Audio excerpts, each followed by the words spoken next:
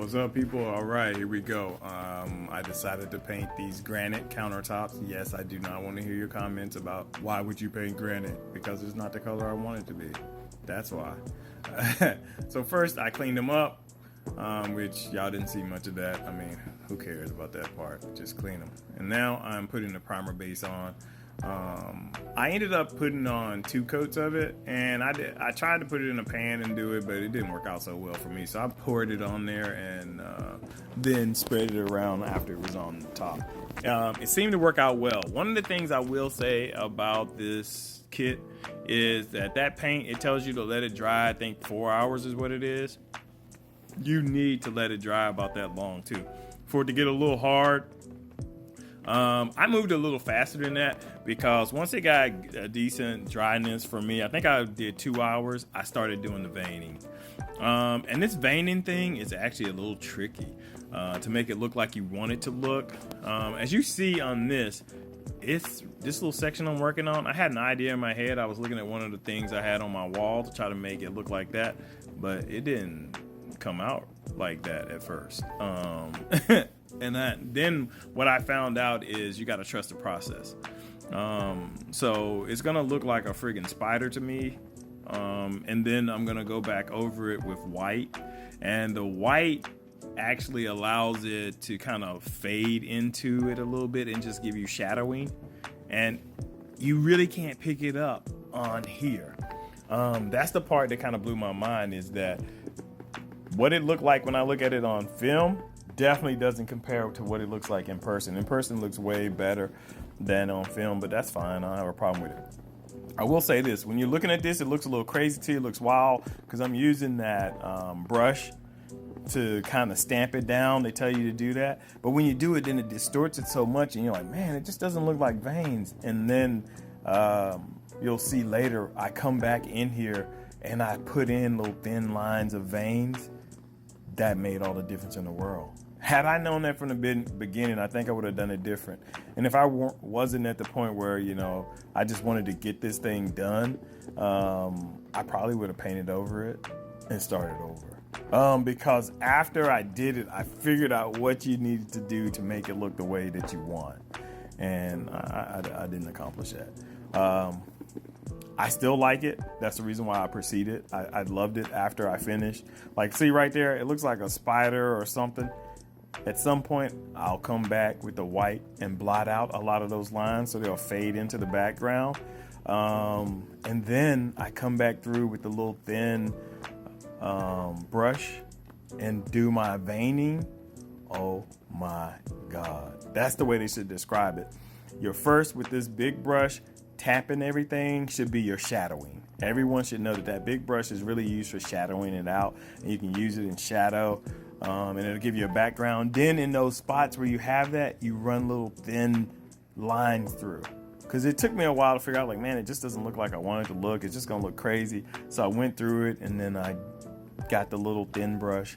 And the key to it is to turn the brush as you're pulling it across. So the little thin one, later on in this video, I'll show you me doing it. You pull it, and if you twist it at the same time as you're between your fingers, the veins look so much better. And don't touch them. Don't mess with them. Just make sure they're thin, barely touch it in light spots. Don't go real heavy. Don't press real hard. As you see right there, I'm painting over them with white because it fades them out a little bit. That fading out made a big difference. And also to get a decent look to it before you put the resin on it, because once you put the resin on it, it actually looks better. I don't know if the pop of the resin makes it look better, or if there's something in the resin that kind of fades it down or something. I don't know. But I know once I put the resin on, the whole thing looked way better. Here, I am going back over everything with they have it, it's a smaller can of white, and they call it lightener, I think is what they called it. So I'm going over everything thinking that, maybe I was thinking at this point that I would repaint the whole thing and just start over with the veining, but ended up what happening was it didn't get rid of it. It just kind of faded them a little bit, and I like the faded look of it. So I proceeded. In a moment, you'll see me grab a sponge if it's on this video, and I still tamping down with the white. Disregard my video skills, man. When you're doing this, you kind of get focused on what you're doing. Look here, I'm showing the ones I hate. I don't like that. I don't like the way it turns. I don't like this. It looks, this one was almost okay. And you see this big shadow. You don't see. I got some veins in there now. It's starting to look better. Earlier, if I would have showed it to you, that not having veins in there did not look good. It was just shadowed out. You got to take it and put the veins in. Right here, I'm showing you how I put those veins in. So you should barely touch it. I touch a little heavy right there and twist it. As you see, as you twist it, it gives a different shape and it looks real. So if you're twisting it, now I will say that vertical wall is hard as crap to do it because it's a hard position to do it when you're painting, and also when you're trying to put the resin on top, the clear coat. Oh my God, it runs down. You're gonna get drips. You gotta try to get them. Man, on one of my little sections, I got a drip. I couldn't get it. I gave up. I was like, if someone notices that, then they just notice it. I mean, I'm the one gonna be using this bathroom, so I'm not really worried about it. But yeah, it got on my nerves. You will get drips. You need to come and check it every hour. So you can clean off the drips before they harden. Once they harden, it'll be tough. And now, as you see, I got all the veining on it, and now I've mixed my resin and I'm putting the resin down. And this is where the magic really happens. So if you're doing this and you're looking at it, you gotta kinda like what you have before you put the resin on, but I will say whatever you have will look better once the resin is on. So now there's something I did here that wasn't clear until after I'd been messing with it for a little while.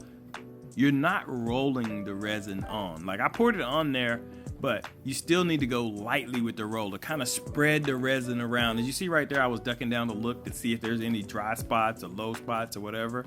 And look, I'm scraping it and just throwing it up there. Because by now I figured out that the self-leveling actually works quite well.